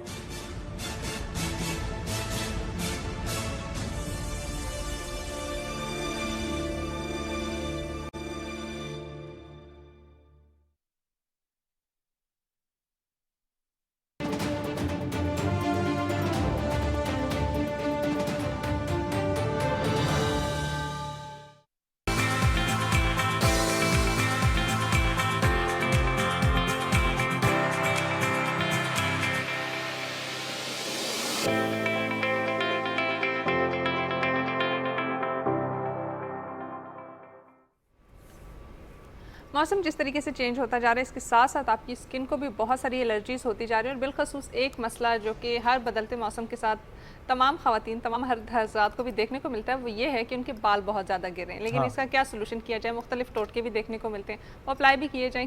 किसी टोटके से जो है वो आफियत मिल भी जाती है, लेकिन किसी टोटके से मज़ीद चीज़ें ख़राब भी हो जाती हैं। तो आज इस पर बात करेंगे। डेफिनेटली हेयर ट्रांसप्लांट का भी हम लोग जिक्र करेंगे, और ये बाल गिरने, डेंड्रफ और बहुत सारे जो भी मसाइल होते हैं वो भी हम पूछेंगे। और हमारे साथ इसी पर बात करने के लिए हमें ज्वाइन कर रहे हैं माहिर जिद्दी अमराज और हेयर ट्रांसप्लांट सर्जन जनाब डॉक्टर सैयद गुलाम अब्बास। अस्सलाम वालेकुम डॉक्टर साहब, खैरियत से? आप ठीक हैं? Thank you for joining. Doctor साहब, ये जो केसेस इतने ज़्यादा चल रहे होते हैं, उनमें आजकल सबसे ज़्यादा कॉमन आपके पास क्या प्रॉब्लम्स आती हैं? स्किन से रिलेटेड भी बताइएगा और हेयर डैमेज से रिलेटेड भी। क्या आपके पास जो है ना सबसे ज़्यादा मरीज़ आ रहे हैं? अगर डिजीज़ में बात की जाए तो डिजीज़ में आजकल स्कैबीज़ बहुत ज़्यादा है। और scabies is related to hair? नहीं, स्किन रिलेटेड है, और वो बिगड़े हुए केसेस आते हैं। लाइक लोगों को पता नहीं चलता, पहले डायग्नोज नहीं हो पाता उनसे, और वो लोकली उसका इलाज टोटके वगैरह करते रहते हैं, और जब वो स्वेयर शक्ल इख्तियार कर लेता है। और स्कैबीज़ आप एक किस्म का स्किन में इन्फेक्शन कह सकते हैं, और उसमें होता ये है कि आपको रात को बहुत ज़्यादा ख़ारिश बहुत ज़्यादा होती है, और लोग उसे एलर्जी के साथ कंपेयर करते रहे, एसोसिएट करते रहते हैं। डॉक्टर साहब, बेसिकली स्कैबीज़ का अपना, हर डिजीज़ का अपना एक डायग्नोसिस है, उसको उसकी कुछ सिम्टम्स होते हैं जो स्पेसिफिकली हम उसको रूल आउट करके, क्योंकि history is very important in skin disease. तो एक जैसे सारे डिजीज़ होते हैं, उसकी हिस्ट्री हम जो लेते हैं वो उससे हमें होता है। ठीक है सर। और हम अगर यूजुअली बात करें तो हर सीज़न में लोगों के बाल बहुत ज़्यादा गिरते हैं, वो एक ही मेरे ख्याल से उसको कंपनसेट करने के लिए कि जुमला बोला जाता है कि मौसम बदल रहा है तो आपके बाल गिरते हैं। क्या बेसिक रीज़न होती है?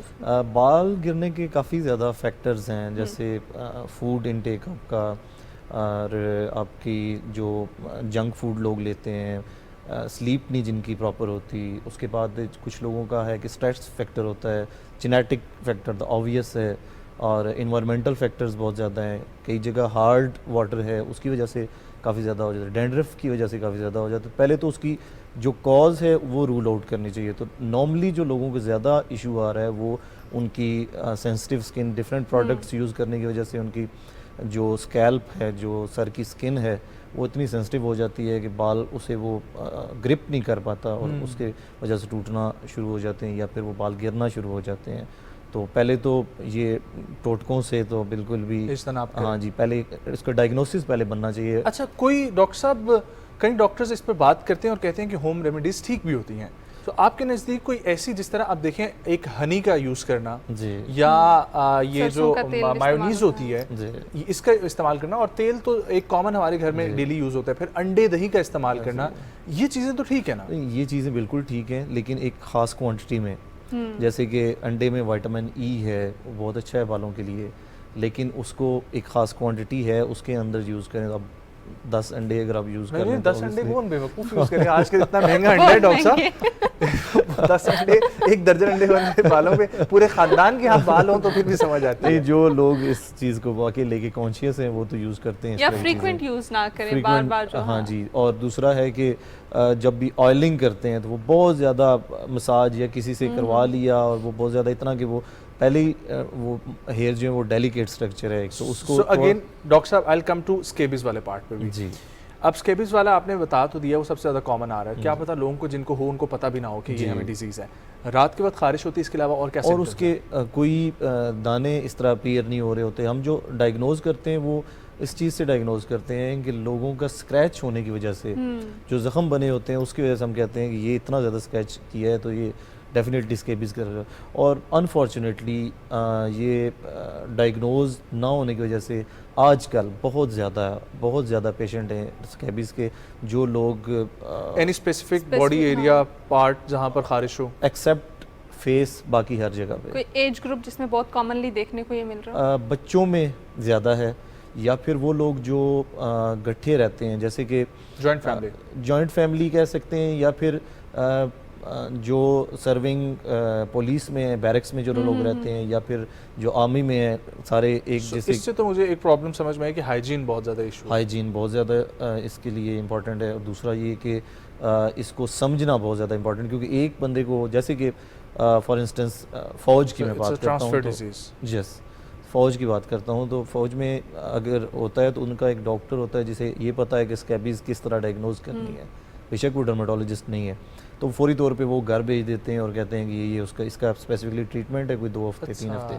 तो वो उस तरह करें और बाकी घर वालों को भी उनसे बचें और वो चीज़ें सारी। ठीक है सर, लेकिन क्या ट्रीटमेंट है वो भी बताइएगा। मैं थोड़ा सा पहले बता दूं कि उसका जो ज़्यादा विक्टिम आ रहे हैं वो मदरसों में जो बच्चे हैं, ओके मदारिस में जो बच्चे हैं, एक तो तंग जगह होती है, कंजेशन बहुत ज़्यादा है, दूसरी के डायग्नोज करने के लिए कोई उधर स्पेसिफिक पर्सन नहीं है, वो अपने टोटके ऑयल वगैरह यूज़ करवाएं, वो इस तरह की कड़वी चीज़ें खाएं और इस तरह करते रहेंगे, लेकिन बच्चा जब तक घर नहीं आएगा, आगे घर में इतनी एजुकेशन हो कि वो उसे डॉक्टर के पास ले जाएं, तो वो भी घर में टोटके इस्तेमाल करके तो वो सीवियर डिजीज़ की शक्ल इख्तियार कर जाता है। तो आपके प्रोग्राम के तवसत से एक तो ये लोगों को एजुकेट करने की ज़रूरत है कि अगर इस तरह का कोई इशू हो तो वो बेशक प्राइवेट ना जाएं, सरकारी अस्पताल में जाएं जहाँ पे प्रॉपर उनका इलाज हो सके और वो बाकी लोग उससे बच सकें, क्योंकि इसकी वजह से बच्चे रात को सो नहीं पाते और इरिटेशन और सबसे बड़ी वजह ये है कि ये ट्रांसफर डिजीज़ है,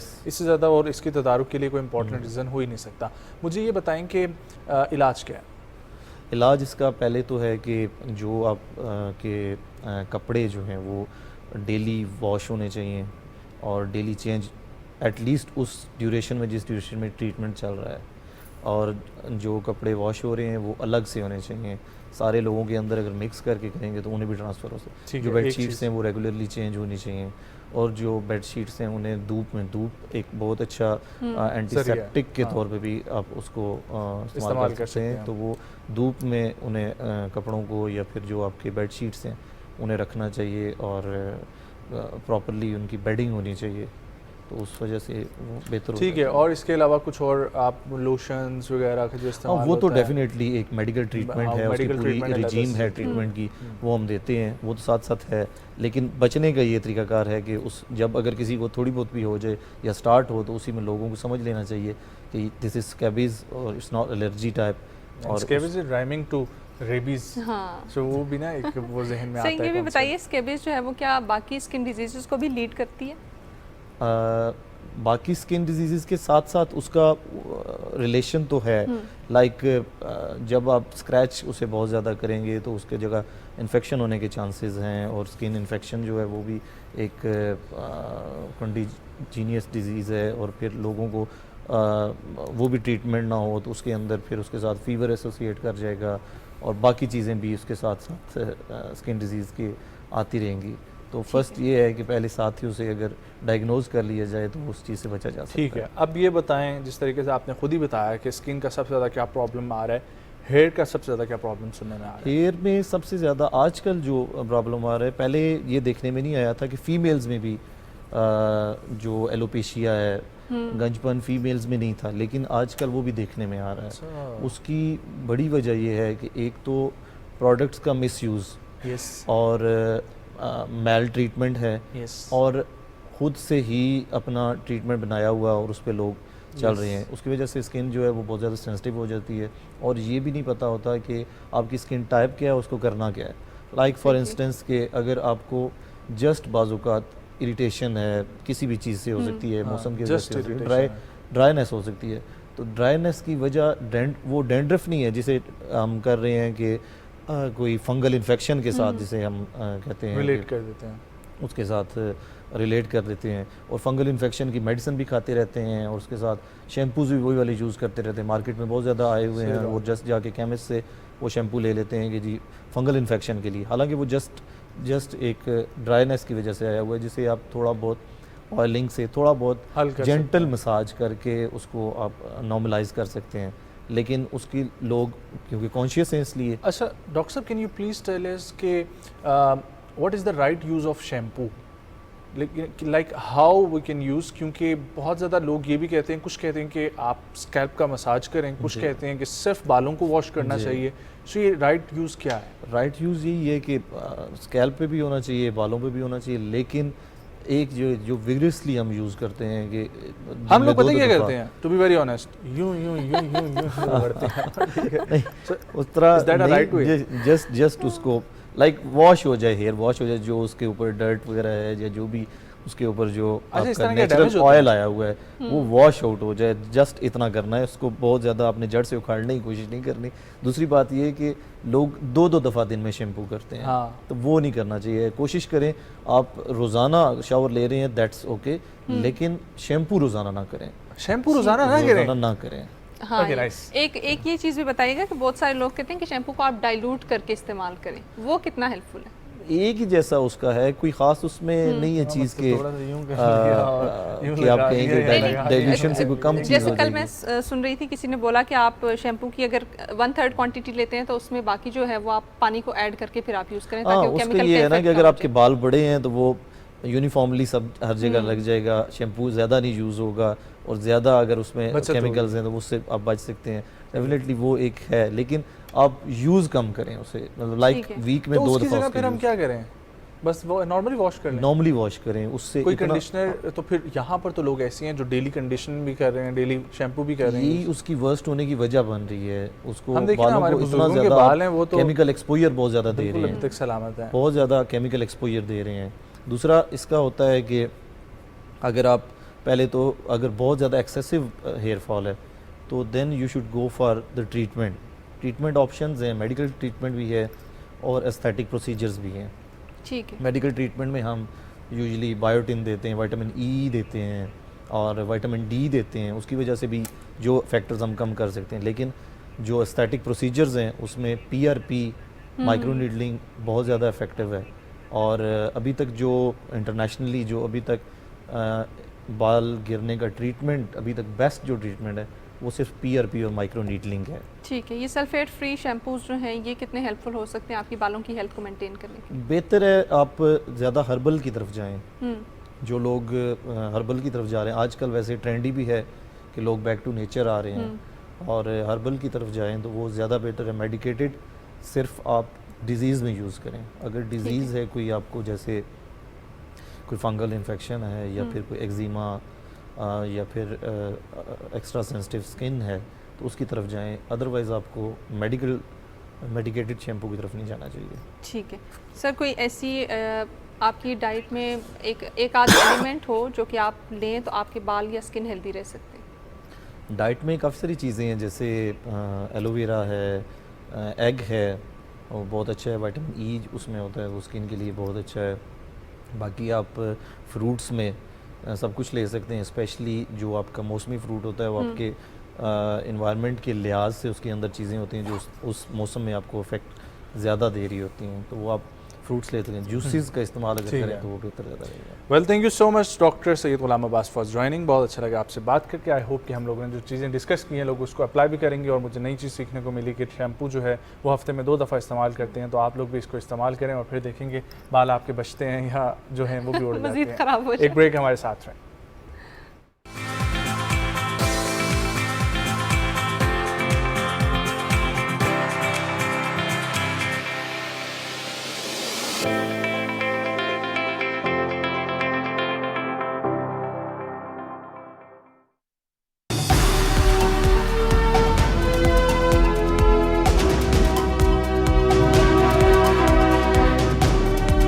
आधा सच और पूरा झूठ। झूठ की फैक्ट्रियों में तैयार होने वाली डिसइंफॉर्मेशन, प्रोपेगेंडे और बयानियों की प्रोडक्ट्स, जिसे पॉपुलिज्म के रैपर में लपेटकर बेच दिया जाता है। और हमारे लेगेसी मीडिया, खासतौर पर सोशल मीडिया पर ये झूठ की मार्केट खोली क्यों गई? और ये झूठ जमहूरियत बेजारी, सियासतदानों से नफरत के खिलाफ ही क्यों इस्तेमाल होता है? और इस झूठ का कंज्यूमर है कौन? और डिसइंफॉर्मेशन के इन कंज्यूमर्स को कैसे रिहेबिलिटेट किया जा सकता है अपने समाज को बेहतर बनाने के लिए? यही मुबाहिसा करते हैं हम अपने प्रोग्राम में, जिसका नाम है झूठ सच। देखिए हर हफ्ता और इतवार शाम 5:30 बजे PTV न्यूज पर।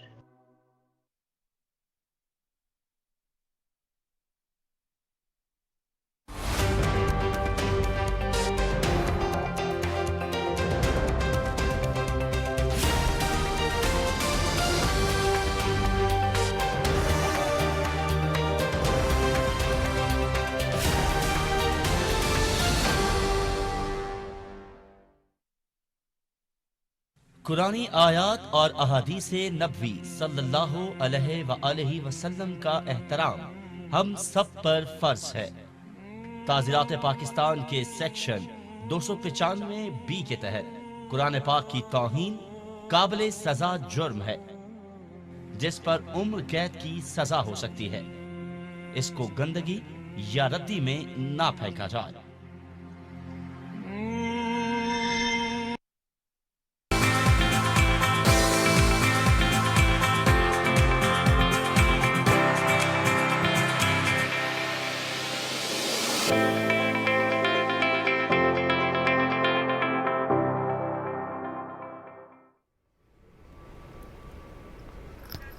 जिस तरीके से हमने इस प्रोग्राम के शुरू में आपको बताया कि आज हम PIA के ऊपर भी बात करेंगे कि क्या क्या चैलेंजेस दरपेश हैं और किस तरीके से कौमी एयरलाइन जो है वो अपनी खिदमत सर अंजाम दे रही है, तो आज हम उसके ऊपर भी बात करेंगे। एग्जैक्टली और इसी के ऊपर हम लोग बात करेंगे, साथ साथ PIA के मौजूदा चैलेंजेस पे हम बात करेंगे, हवाबाजी में मुल्क के अंदर किरदार और बैनुल अक़वामी किरदार के ऊपर बात करेंगे, यूरोपियन और UK पाबंदियों के बाद जो नुकसान हुआ, ठीक है, अब कैसे PIA उससे रिकवर कर रहा है, इसके ऊपर भी बात करेंगे और ये कितना बड़ा कौमी असासा है, इसके ऊपर बात करेंगे। और इन तमाम तर चीज़ों के ऊपर बात करने के लिए जो शख्सियत हमें ज्वाइन कर रही है, 35 साल का करियर PIA के अंदर और one of the great colleges of aeronautical engineering Pakistan का PAF रिसालपुर अकेडमी, वहाँ से तरबियत याफ्ता, वहाँ से डिग्री याफ्ता, और फिर उन्होंने ज्वाइन किया पाकिस्तान इंटरनेशनल एयरलाइंस को 1989 में और ऑनवर्ड्स कंटिन्यू करते हुए अपनी खिदमात को आज जो है वो PIA का एक ऐसा शोबा जो कि बहुत कलीदी किरदार अदा करता है PIA में, कमर्शियल।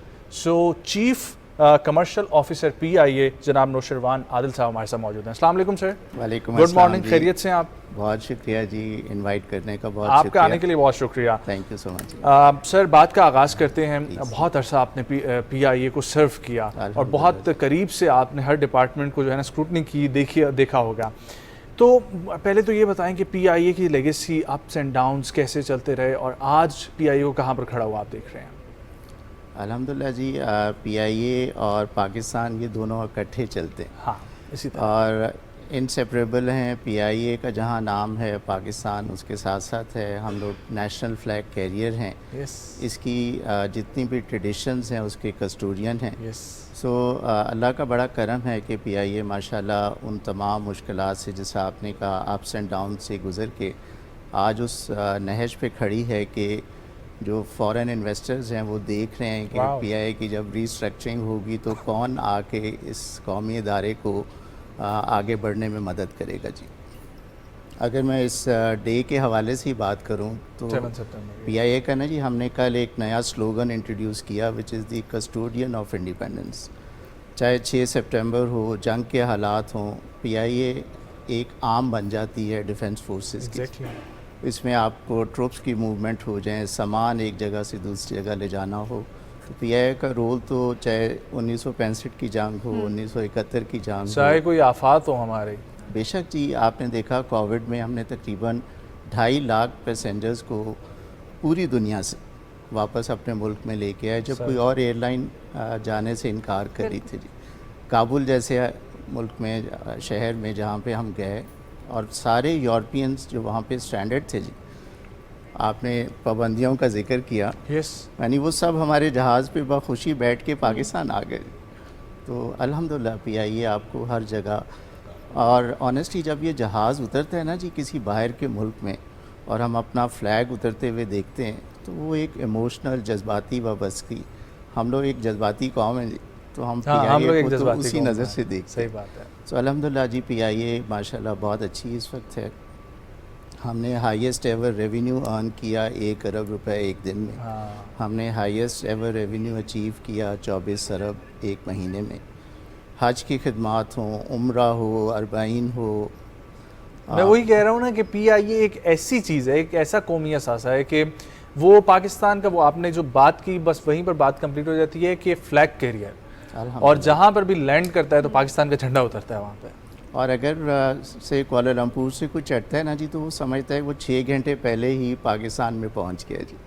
वो अपना माहौल नज़र आता है, अपनी फ़िज़ा, अपनी खुशबू आदमी महसूस करता है। सो अल्लाह का बड़ा शुक्र है जी, वेयर एवर PIA पाकिस्तान की वजह से है।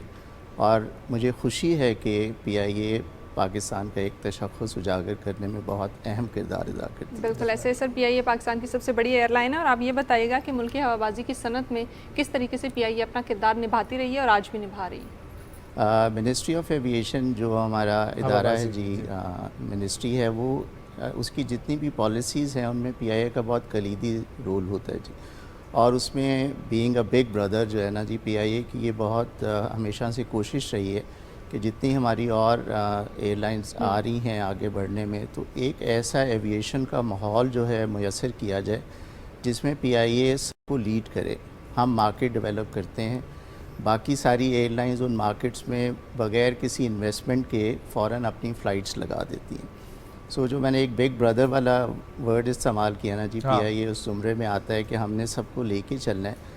इसमें प्रोटेक्शन भी देने में पीआईए अपना रोल अदा करती है कि अगर कोई फ़ॉरेन कैरियर्स अपनी फ्रीक्वेंसीज़ बढ़ाना चाह रहे हैं तो उसके लिए पीआईए अपने डाटा की मदद से ये बावर कराती है कि ये हमारी डोमेस्टिक कैरियर्स के लिए, क्योंकि अभी पनप रही है ना जी बिल्कुल अपने इन्फेंसी स्टेज में, उनको आगे बढ़ने के लिए ये मदद चाहिए होगी कि हम उन फ्रीक्वेंसीज़ को भी कम कर सकें।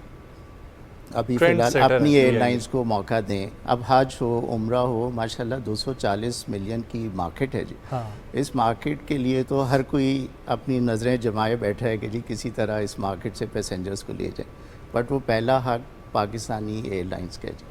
सो पीआईए उसमें हमेशा फ्रंट पे भी रही है और सबको हेल्प भी करती है कि आए इकट्ठे बढ़ के अपने पैसेंजर्स को हम खुद क्यों ना लेके जाएं। और पीआईए के सारे स्टाफ्स ने ही बाकी तमाम एयरलाइंस को चलाया है और पीआईए ने ही स्टार्ट किए हैं तमाम एयरलाइंस पाकिस्तान में जो आज जितनी भी ऑपरेशनल हैं। सर आप कैसे देखते हैं, अभी रिसेंटली हमारे साथ प्रोग्राम में ज्वाइन किया था पाकिस्तानी हाई कमिश्नर जिन्होंने ज्वाइन किया है यूके में, डॉक्टर फैसल ने।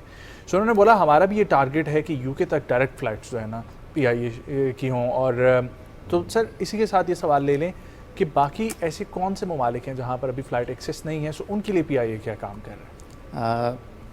जैसा जहाज़ों की कमी का तो पीआईए को सामना है जी, लेकिन उसमें आदमी हाथ पे हाथ धर के नहीं बैठता जी। सही बात। इसमें हमारे जो वेरियस अलायंसेस होते हैं, अभी टर्किश एयरलाइंस के साथ पीआईए ने अलायंस किया तो मेरा एक्सेस पीआईए का जो है वो 35 ममालिक तक हो गया कि आप इस्तांबुल जाते हैं, वहाँ से आप 35 ममालिक में जा सकते हैं वाया टर्किश एयरलाइन। इसी तरह मलेशियन से हमारा एग्रीमेंट है तो आप ऑस्ट्रेलिया, न्यूजीलैंड उस साइड को कवर कर लिया। एथियोपियन के साथ हमने वायदा किया तो हमने अफ्रीका को कवर कर लिया। इसी तरह कतर, एमिरेट्स, फ्लाईनास, सो ये जितने कैरियर्स हैं बड़े बड़े, इनके साथ माशाल्लाह पीआईए के अलायंसेस हैं जी। और इनकी मदद से हम लोग हर कोने में दुनिया के, वैसे तो 26 ममालिक में हम डायरेक्ट जाते हैं, लेकिन इनकी मदद से हम दुनिया के हर कोने में माशाल्लाह अपने पैसेंजर्स को सर्व करें। ठीक है सर। सर अगर आप देखें तो पीआईए की इंटरनेशनल मार्केट में बहुत ज़्यादा वैल्यू है और जानी पहचानी भी जाती है। क्या चैलेंजेस फेस करने पड़े इंटरनेशनली भी और नेशनली भी पीआईए? पहले तो जो सेफ्टी पे कोई कंप्रोमाइज़ नहीं है माशाल्लाह। जो सेफ्टी स्टैंडर्ड्स हैं या जितने भी हमारे आए ऑडिट करने के लिए आए, अल्हम्दुलिल्लाह पीआईए उनके सब मयार पे पूरी उतरी। हमारा सेफ्टी इंडेक्स इस वक्त वन ऑफ द हाईएस्ट है इन दी हिस्ट्री। हमारा hazard index it's lowest in the history right now ji. तो जैसा आपने फरमाया ना कि सेफ्टी को सबसे पहले एवेल्यूएट किया जाता है जी। यूके का जब बैन अनफॉर्चुनेटली लगा हमारे ऊपर तो उसको दूर करना जो है, मेरा 70 अरब का रेवेन्यू इस मार्केट से आता है जी। मेरे लोग इस वक्त तरसे हुए हैं कि किसी तरह पीआईए आए, बिकॉज हमारा जो स्लोगन था breakfast in Pakistan, lunch in London, माशाल्लाह वो लोगों को इतना डायरेक्ट फ़्लाइट का बहुत बड़ा चार्म होता है जी। मेरा सबसे मशहूर और सक्सेसफुल रूट इस वक्त टोरंटो का है, जहाँ हम 14-15 घंटे में हमारी फ़्लाइट पहुँच जाती है जी डायरेक्ट। आप देखें ना जी, अपने बच्चों को, फैमिलीज़ को, पेरेंट्स को वो कंफर्टेबल माहौल देना, वो कंफर्ट देना कि एक जगह से उतरेंगे दूसरी जगह आ जाएंगे। तो जो आपने जिक्र किया, इंशाल्लाह हमने सारे ऑडिट्स क्लियर कर लिए हैं जी जितने भी सेफ्टी के थे। अब on site audit is expected soon. और मैं आपके तवज्जुह से ये खुशखबरी देना चाहता हूँ कि मेरी दिली ख्वाहिश है, पूरी कोशिश है पीआईए की इंतज़ामिया की कि हम क्रिसमस की जो छुट्टियाँ हैं ना जी, अपने जहाज़ों पे यूके से अपने पैसेंजर्स लेके इंशाल्लाह। आई होप कि ये चीज़ इंशाल्लाह कारआमद होगी। सर आजकल PIA की तंजीम नौ का बहुत ज़्यादा जिक्र हो रहा है, सो उसके हवाले से भी तफसीलात बताएं, और साथ ही ये कि क्या गवर्नमेंट और पब्लिक प्राइवेट पार्टनरशिप के सपोर्ट के बगैर अब PIA आपने बताया अभी रेवेन्यू जनरेट हो गया, सो ये एक मॉडल ऐसा तैयार हो जाएगा कि ख़ुद सस्टेनेबल चले? जी इंशाल्लाह PIA मिनिस्ट्री ऑफ एविएशन की मशकूर है कि एक जो वो लेजिस्लेशन थी वो पिछली गवर्नमेंट के दौर में होगी। उस लेजिस्लेशन के तहत PIA की जो बैलेंस शीट है ना जी, हमारा असल मसला वो लेगेसी लोन्स हैं जिनकी वजह से PIA ओवरऑल प्रॉफिट में कभी नज़र नहीं आई। अल्हम्दुलिल्लाह हम लोगों ने जुलाई तक अपना ऑपरेटिंग प्रॉफिट अचीव किया हुआ है ji, we are well above our operating margins. ठीक है, लेकिन वो लेगेसी लोन्स फिर डॉलर की उतार चढ़ाव से जो सबसे ज़्यादा इम्पैक्ट आता है ना जी, वो बाकी सनतों की तरह एविएशन के तो बिल्कुल आता है डायरेक्टली, क्योंकि 70% खर्चे हमारे सारे डॉलर्स में होते हैं। सो उन चीज़ों ने अफेक्ट किया, बट अपार्ट फ्रॉम दैट हमारा माशाल्लाह ऑपरेटिंग प्रॉफिट है।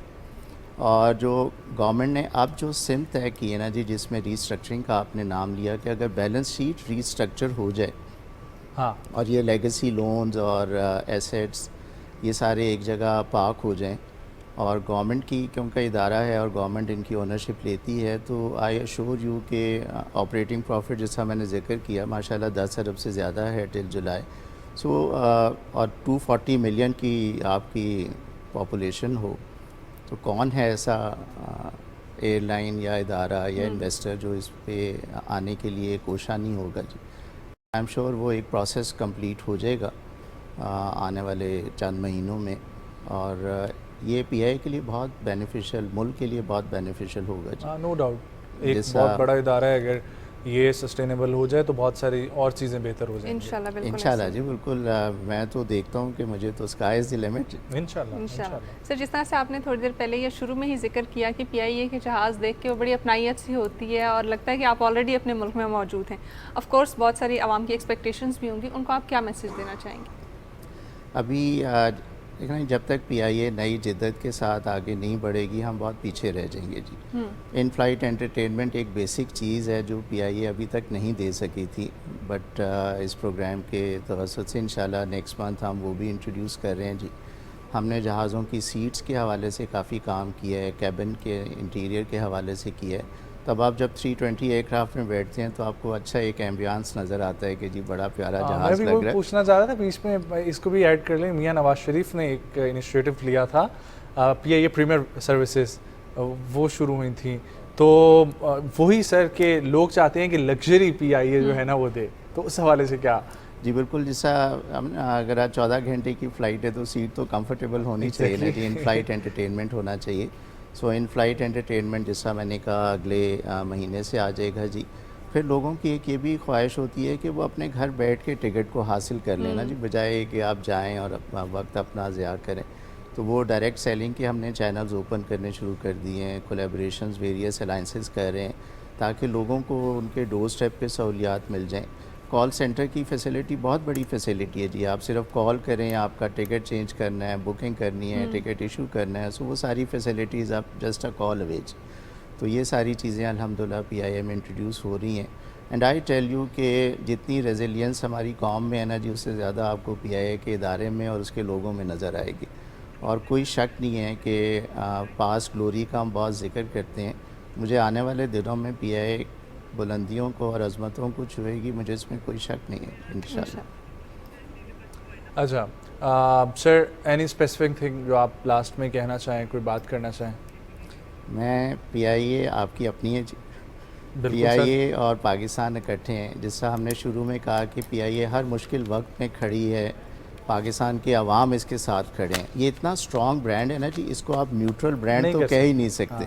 लोगों की ओपिनियन या तो बहुत अच्छी होगी या बहुत ख़राब होगी, लेकिन मैं सिर्फ इस हवाले से देखता हूँ कि लोग इसको अपना समझते हैं तो ओपिनियन देते हैं। And I assure you the best services always available. इंशाल्लाह। Sir thank you so much for joining, अच्छा लगा आपसे बात करके। आई होप कि PIA इसी तरीके से बढ़ती रहे, पाकिस्तान का नाम हमेशा जो है वो एक फ्लैग कैरियर के तौर पर आगे लेकर जाती रहे। Thank you so much for watching, feedback ज़रूर शेयर कीजिएगा। मुझे रुशना के सुबह पाकिस्तान की टीम को दीजिए इजाज़त, मुलाकात होगी कल। बहुत सारा ख्याल रखें, अल्लाह हाफ़िज़।